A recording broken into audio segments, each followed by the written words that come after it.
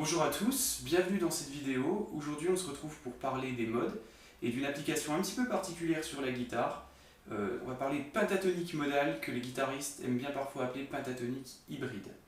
Alors avant d'aller plus loin, il est important pour vous de savoir un petit peu où vous en êtes par rapport à vos connaissances harmoniques.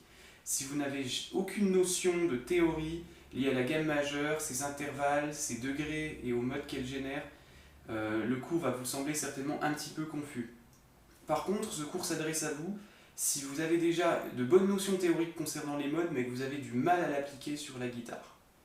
Alors, on emploie les pentatoniques modales pour une raison bien particulière.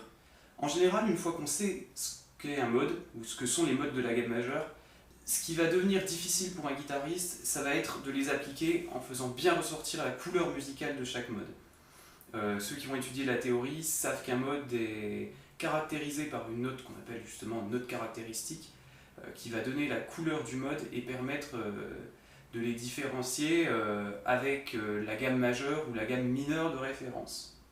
Voilà. Le problème, c'est qu'en général, on a tendance à vouloir appliquer la gamme majeure sur un de ces degrés. Par exemple, se dire qu'en jouant Do majeur sur Ré mineur 7, je vais jouer un mode dorien. Ce qui est vrai techniquement, mais ce qui dans la pratique ne va pas forcément être très précis. Le fait de jouer une gamme à 7 notes, qu'on la brise, qu'on la joue dans l'ordre de manière diatonique, ne va pas forcément être suffisant pour réellement exprimer la couleur d'un mode. Puisqu'en général, la couleur d'un mode tient à un ou deux de ces intervalles. Alors, pour éviter justement d'avoir quelque chose de trop diffus dans la couleur, c'est là qu'interviennent les pentatoniques modales ou pentatoniques hybrides. L'idée de la pentatonique modale, ça va être de ne garder que ce qui est essentiel en fait pour exprimer la couleur du mode. Alors, avant d'aller plus loin et de voir une application, on verra ça sur le mode mixolydien notamment, on va déjà redéfinir ensemble ce qu'est une pentatonique. Une pentatonique mineure, en fait, c'est tout simplement une gamme mineure naturelle à laquelle on va enlever deux notes. La seconde note et la sixième note. Si j'analyse les intervalles qui constituent une gamme mineure naturelle, je vais avoir une tonique, une seconde majeure, une tierce mineure, une quarte juste, une quinte juste, une sixte mineure et une septième mineure. Quand on réduit ça à une pentatonique mineure, on va ôter la seconde et la sixte. Ce sont des notes qui pourraient un petit peu déranger, notamment sur l'accord mineur de référence. Et c'est pour ça que les pentatoniques sont relativement simples à utiliser pour l'improvisateur, puisqu'on a amputé la gamme des deux notes les plus, on va dire, délicates à manipuler. Voilà. Nous, on va essayer de se servir de ce principe, c'est-à-dire de ne garder que la tonique, la tierce, la quarte, la quinte et la septième, mais d'appliquer ça au profil d'un mode. Alors comme exemple, on va prendre le mode mixolydien, cinquième mode de la gamme majeure, on va le prendre en Do. Mais on pourrait faire ça avec n'importe lequel des modes de la gamme majeure, le mode lydien, le mode dorien, etc. etc. Il faut quand même savoir qu'on a le mode ionien comme référence pour les modes majeurs et le mode aéolien pour les modes mineurs. Le mode aéolien correspond d'ailleurs à ce qu'on appelle la gamme mineure naturelle. Voilà. Alors, si j'analyse les intervalles qui composent un mode mixolydien, c'est une tonique qu'on ne devrait pas appeler comme ça dans un contexte modal, mais enfin, il faut bien lui donner un nom, ou dot de départ, comme vous préférez. Donc une tonique, une seconde majeure, une tierce majeure, quarte juste, quinte juste, sixte majeure et septième mineure.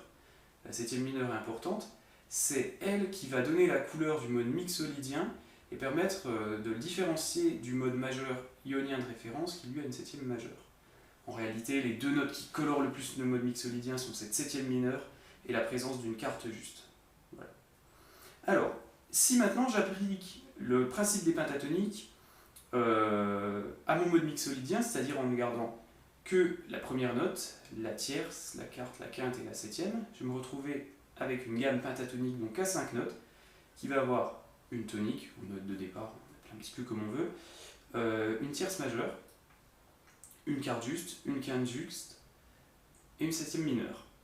En fait, cette pentatonique, elle va différer d'une note par rapport à la pentatonique mineure, elle va avoir une tierce majeure ou une tierce mineure. Sur la guitare, en Do, ça va donner ceci.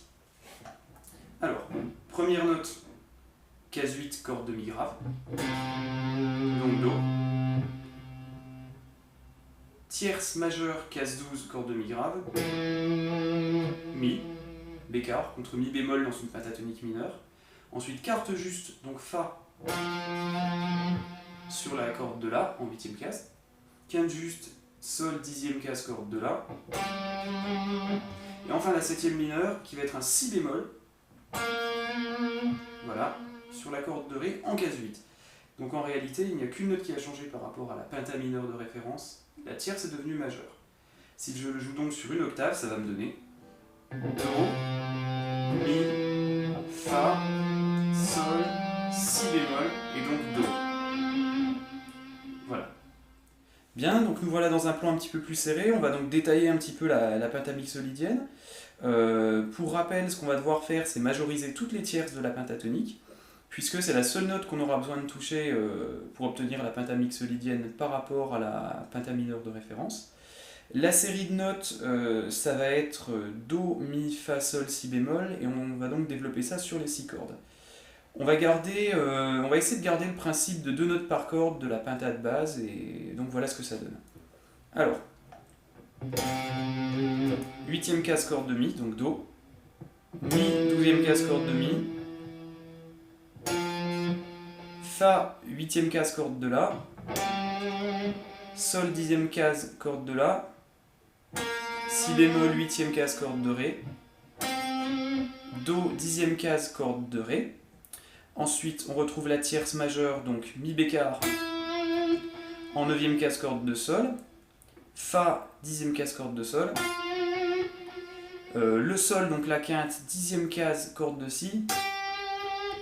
On va donc retrouver la 7e mineure en Si bémol, donc ça va nous donner la 11e case corde de Si. Ensuite le Do, donc la première note, case 8, corde de Mi aiguë, et la tierce majeure, case 10, corde de Mi aiguë.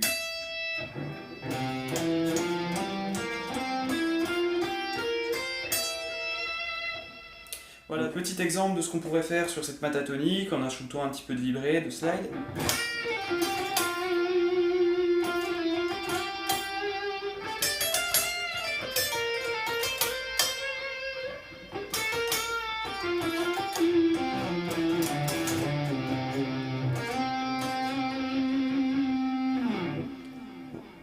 Voilà, donc on a tout de suite un petit peu la couleur type Steve Vai, Andy Timmons, un petit peu guitare héros cliché, mais en tout cas moi ça me plaît plutôt bien. Après vous pouvez essayer de chercher d'autres emplois pour adapter ça à votre personnalité musicale, rien ne vous en empêche. Bien, donc nous voilà arrivés au terme de la vidéo, j'espère qu'elle vous a plu et qu'elle vous sera utile. Elle devrait vous permettre de commencer à appliquer les modes en contexte d'improvisation dans vos solos. Si le contenu vous a plu, n'hésitez pas à vous abonner à la chaîne YouTube pour me suivre. Vous pouvez aussi visiter la page Facebook qui est en lien dans la description juste en bas de la vidéo. Et quant à moi, je vous dis à bientôt pour d'autres sujets sur la guitare. Au revoir.